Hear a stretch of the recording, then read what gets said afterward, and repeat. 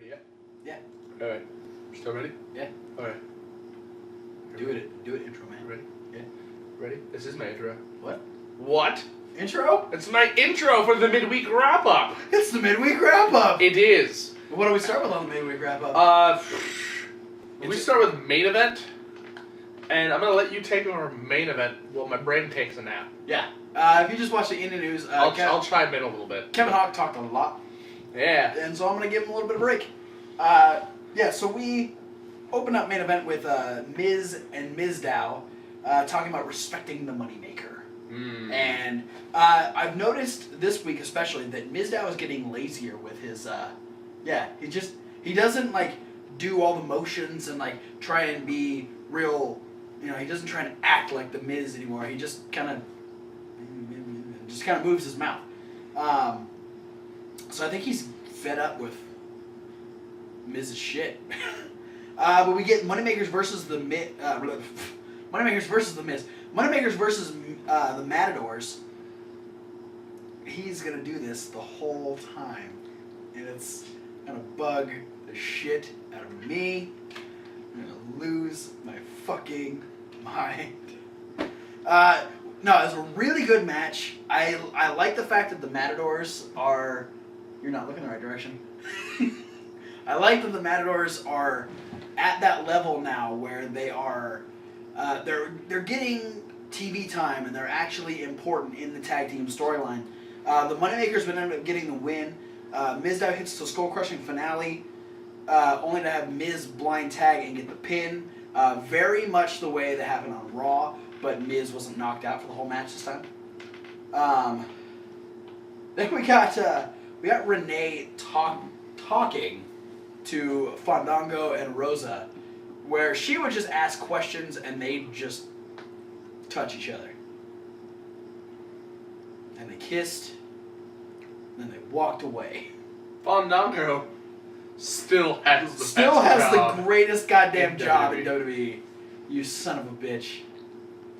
You cheeky dick waffle. You traded in some hot random dancer chick for Summer Rae. You traded Summer Rae for Layla. You traded Layla back for Summer Rae. They both left you, and you got Rosa. I want to be Fandango. Please. That's it. When I die, I want to be reincarnated as Fandango. All right. But up next, we had Fandango versus Adam Rose. You weren't too impressed with this match. No, I didn't think it was a very strong showing for either one of these fellas. It was vicious. Fandango was very much in the driver's seat for this match. I thought he was being overly aggressive. Yeah, he was really just hammering away on Rose. Just grabbing him by the hair really hard, just laying in the shots. The one that got me was like the way he tucked him out of the ring. Like, he pushed him out of the ring somehow, and that really threw me like, I was like, ow, unnecessarily rough. Yeah. Fandango would defeat Adam Rose. Adam Rose is not on a very good track at this point. No, this time, though, it wasn't the bunny's fault. No. The bunny actually jumped up on the apron to attempt to distract Fandango. Failed distraction. Fandango smacked the bunny in the face. Yeah. And still ended up beating Adam Rose. Yeah. With the shortest leg drop he's done since his return. Yes. Definitely. I think his butt is starting to hurt. Well, and he did jump all the way across the ring the night before on Raw when he went against Justin Gabriel in their rematch. His butt hurts. Then we had a little backstage segment. We had Natty and Tyson talking. They're having a conversation, and then I zoned this part out. Summer Rae and Layla come in, and then Layla showed up and she was like in her ring gear, so I started staring. Yeah, they're talking about Summer's like, oh Natty, you go on and on and on, and and eventually she turns around to Tyson Kidd goes, well, you do kind of go on and on and on. So Natty was kind of the butt of a joke here, even with the butt of a joke. Not her flatulence storyline. We're done with that.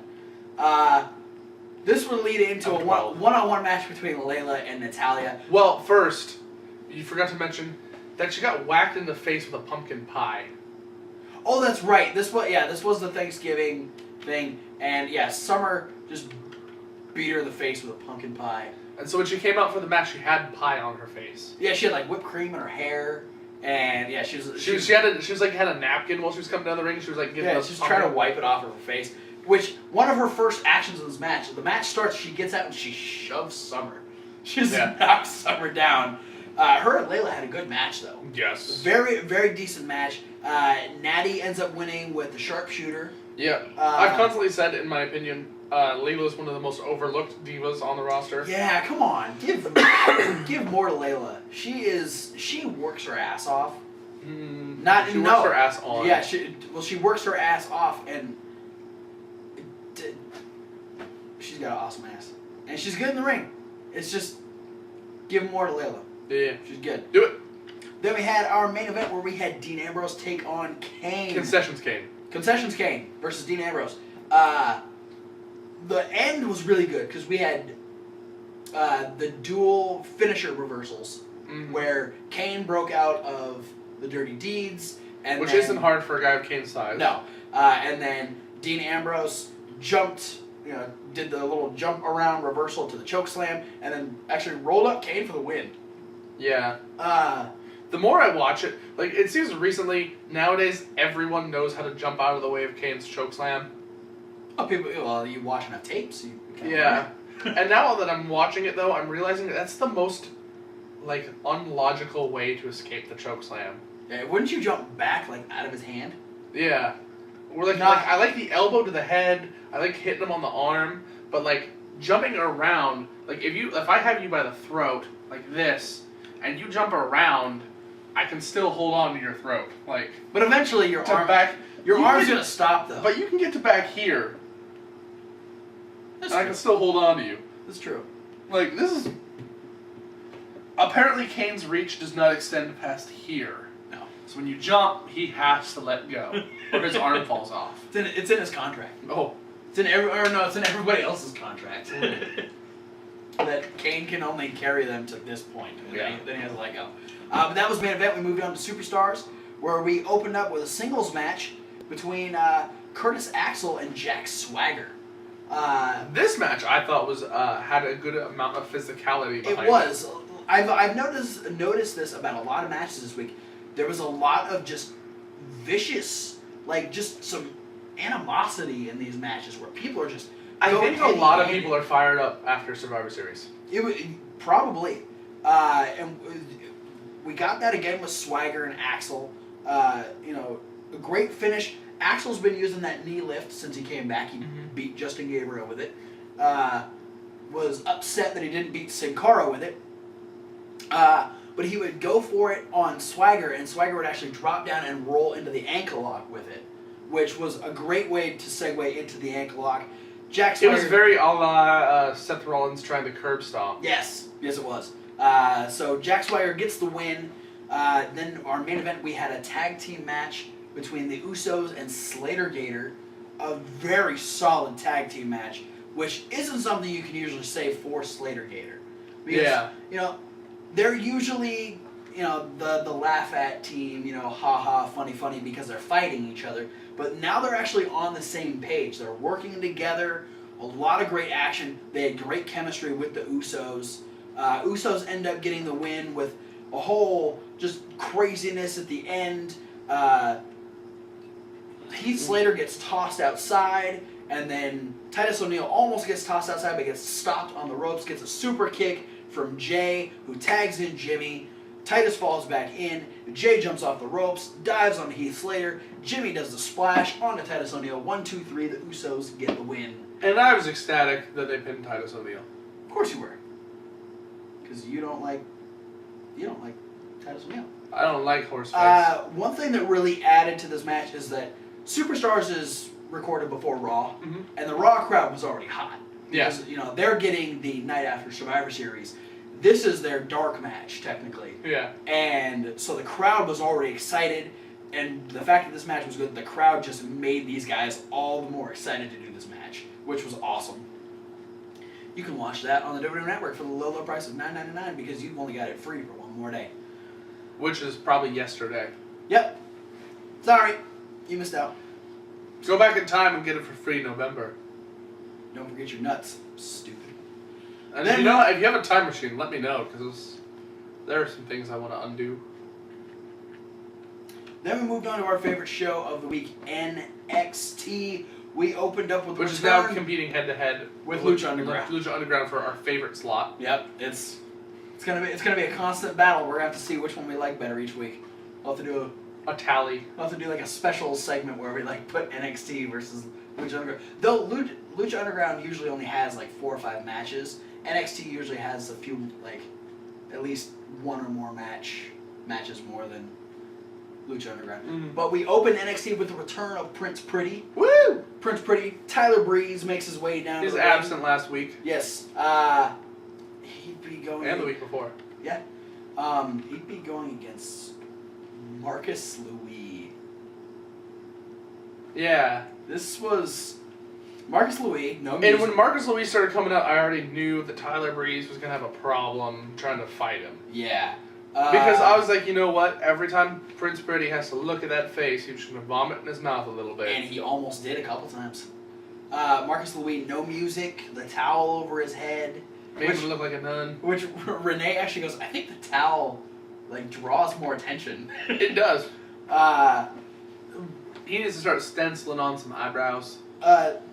Tyler Breeze just starts yelling at Marcus, just like, you really expect me to wrestle this? The Uggo of all Uggos. He's like, you're disgusting. You're a monster. No one loves you. Blah blah blah. And Marcus just like looking around, and then he turns around and gets hit with a beauty shot. And Tyler Breeze pins him 1, 2, 3. Super. I got confused because I don't remember there being an opening bell ring. I do remember the opening bell. Does it? But I thought Tyler Breeze was just gonna walk away and get himself counted out. But instead, he hits the beauty shot and gets the clean win. And then Marcus Louis. He's really good at one shot knocking out all the ugly people in NXT. Well, ugly has a weakness. It's called the beauty shot. We had. Did he do it to Mojo Rawley again? Well, he did it Please. so good. He did it so good to Mojo Rawley that Mojo Rawley's gone. Thank goodness. No, thank Prince Pretty. Which is also goodness. Yeah, so we come back from commercial and Marcus Louis has like wandered away. Yeah, they show that during the break he left morose and slowly. The crowd was mean. Yeah, singing the crowd song. chanted "No one loves you." Yeah, it's called. He has parents. Are you sure? Probably, or did at one point. Maybe he was born in a test tube. I doubt it. I think he's a little old for that. Maybe. Then we had Enzo and Cass make their way to the ring, introducing Carmella. Mm-hmm. Carmella's getting a little better with the Enzo Cass introduction of herself. A little. Yeah, it wasn't too much. At least she stuck with the bada bing hottest chick in the ring thing. She's sticking with that. She doesn't have the rest of the rhyming thing down yet. And we would get the most anticipated return in NXT. Blue Pants. The return of Blue Pants, who still doesn't have a blues clues what's about to happen to her. This is amazing that a jobber diva with no actual name is more popular than the woman they're pushing. And I'm going to give you a little insider information. Oh, shit. Because I don't think we've gone over this yet. But Blue Pants actually does have a name. She's female independent wrestler Leva Bates. Ah. Yeah, Who's been all over Shine and Shimmer. I don't know much about her. And AIW. Huh. Carmella defeats her very quickly. Very much the same way that she did. This wasn't as fluid as it was the first time. Definitely Carmella had the spot down better. They tried to add in a little bit more with this one. Uh-huh. They tried to make it actually seem like a match rather than a spot. Yeah, well, she didn't do like the drop toe hold and roll over into the thing and pull back. This time she actually started with the head scissors and then did the roll up onto one arm. That's right. Yeah. It just didn't function as well. Yeah, it was interesting. But yeah, Carmella gets the win. I'm hoping. The crowd was chanting for Blue Pants. They didn't even chant for Carmella. Let's be honest. I think Blue Pants is a little bit more popular. You know what? I think in the NXT Diva verse of the way people cheer, the most popular one is Bayley, and then Charlotte, and then Blue Pants. I'm gonna make a prediction right now. Carmella is just using Cass and Enzo to get the job. She eventually uses that to be a heel turn. Maybe she turns and joins Sasha or something like that, or a heel tag team, maybe like Ty Dillinger and Jason Jordan or something like that. Enzo and Cass team up with Blue Pants. And she becomes the new female counterpart to Cass and Enzo. And that's when she'll actually get a name. Yeah. I can see that happening. That's my. I also thought of the idea that Carmella's going to cause a rift between Cass and Enzo. We have been talking about that, yeah. And that maybe whoever she doesn't side with will start teaming with Blue Pants. You can get like a Cass and Carmella versus Enzo and Blue Pants. Or vice versa, Enzo and Carmella versus Cass and Blue Pants. I think Cass will be the one to turn heel. You think so? Yeah. Enzo's too over with the crowd. Yeah. Cass will be the one to turn heel and join Carmella. Because Carmella's been showing all the love to Cass, so she'll sway him over. But I think that would make it a bigger swerve if Enzo turned. It's true. We'll have to So wait. WWE, we're writing for you. Come on. Watch Hire it. us. Yeah. And put the Wrestling Rundown on the network. Yeah. And people can pay the low price of $9.99. Speaking of watching us on YouTube and watching the WWE Network, WWE Network just added an As Seen on YouTube channel. Did they? Yes. So all of the Backstage Pass and Inbox and stuff like that that you used to be able to watch on the WWE's YouTube page is now available on the WWE Network. Does that include the JBL and Not Cole show?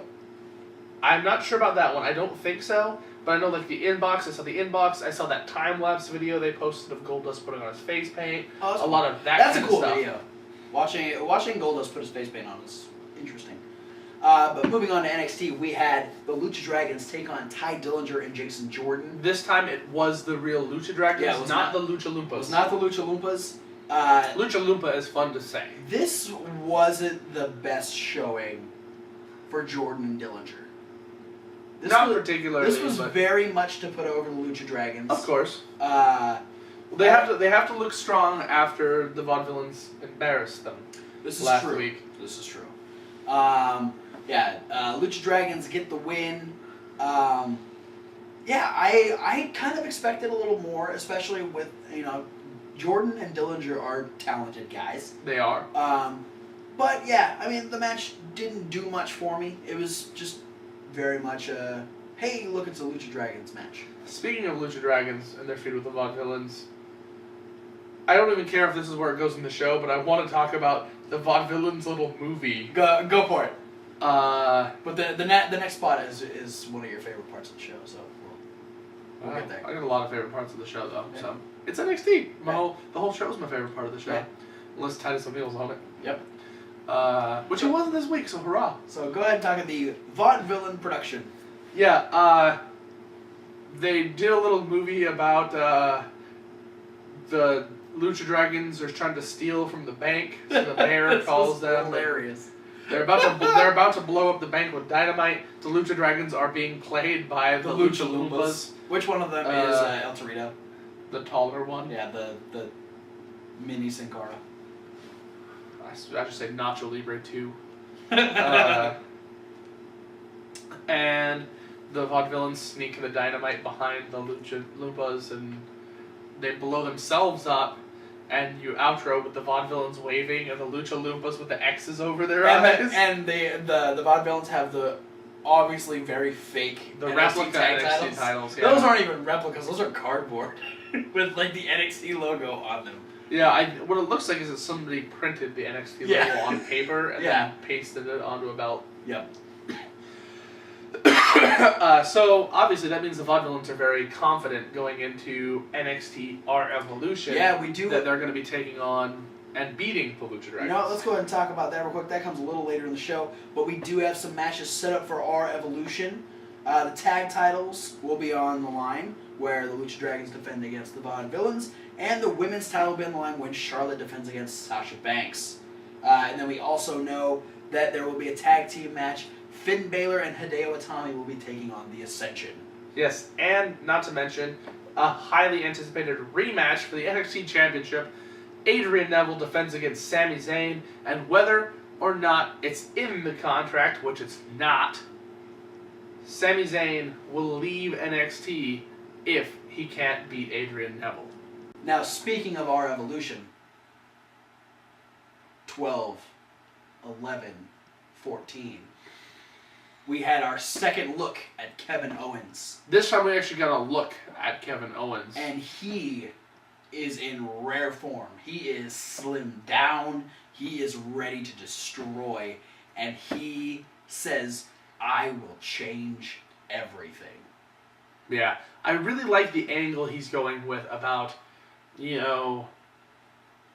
this is how he feels the best way he can support his family. Yeah, the best, like the opening thing was I could have done this, but I feel the best way for me to support my family is by fighting other guys. Yeah. And it's a very interesting way to look at a professional wrestler.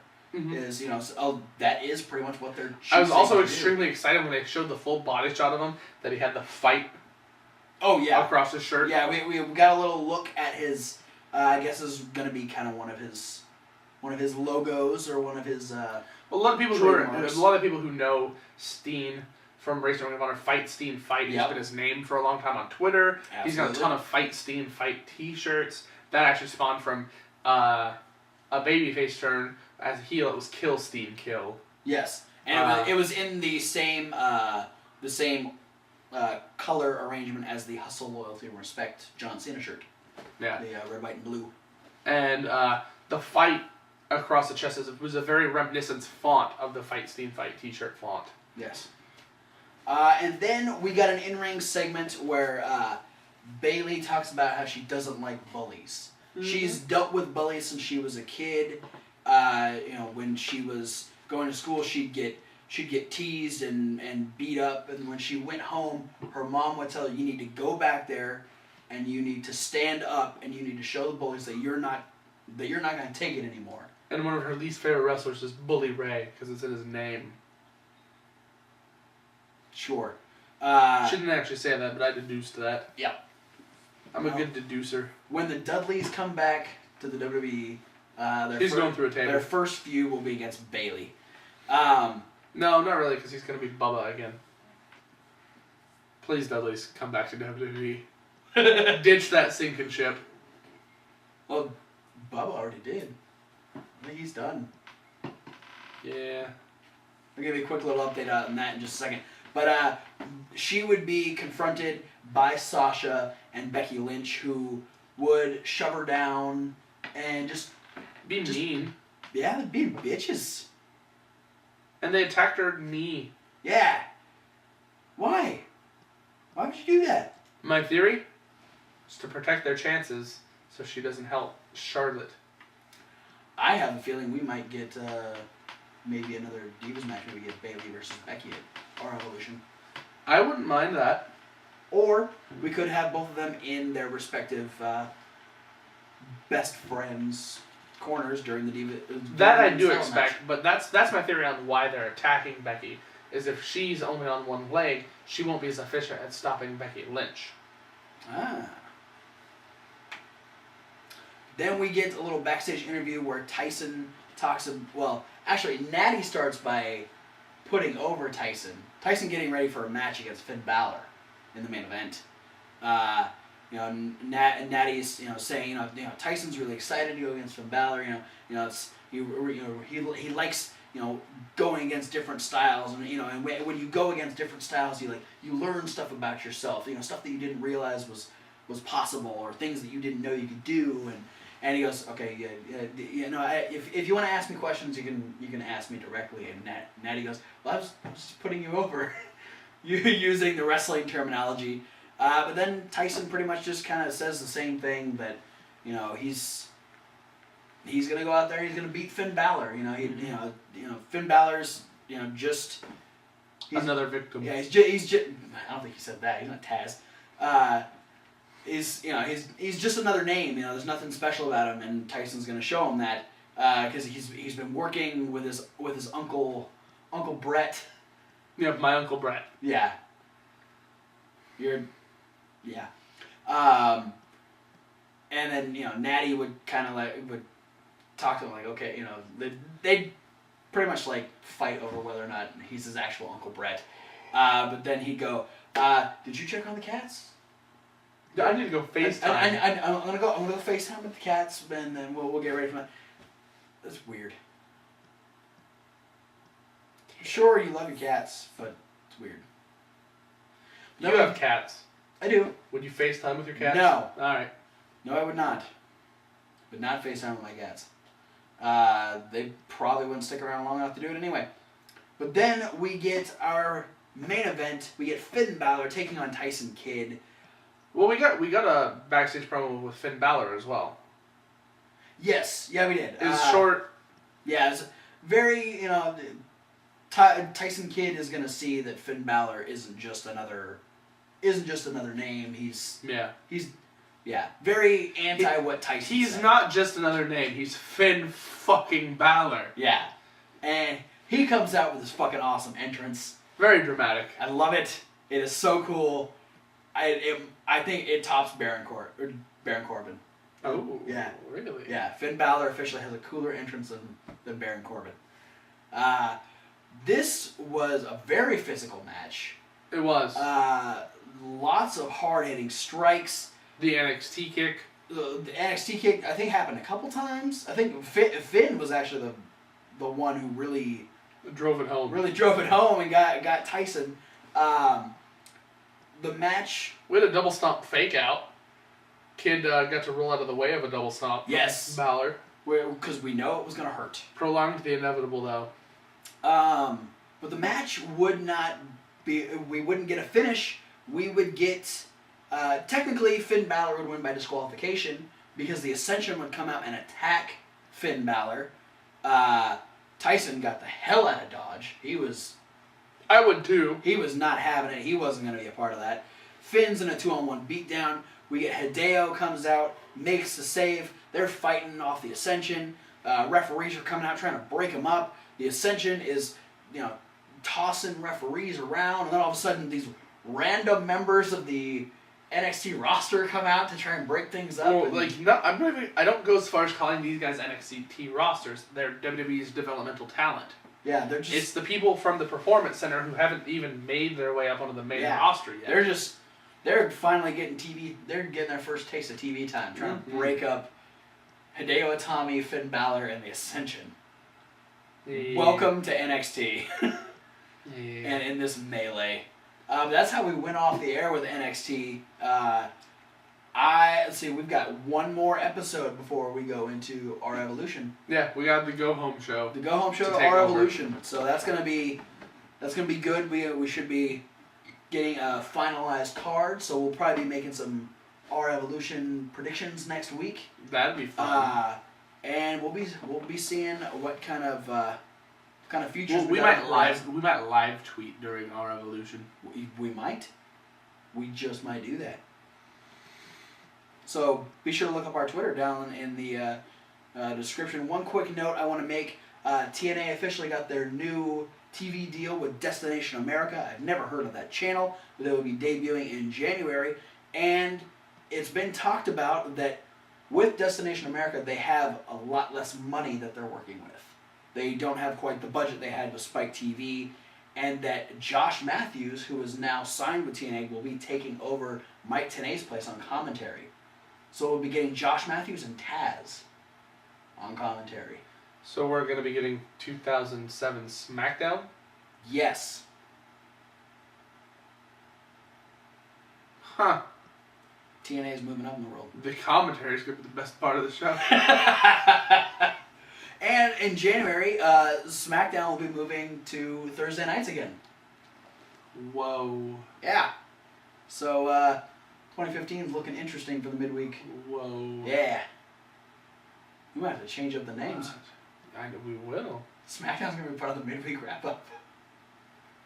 Yeah, I don't know. We'll have to wait and see. But that's it for the midweek wrap-up this week. Up next, because Thomas Wolfe is not here, we will not be getting the top 5 of the month of November. Next week. As we usually do after a pay-per-view. But I will be doing my very own top 5 Rude Moves, the WWE edition. WWE. So look forward to that.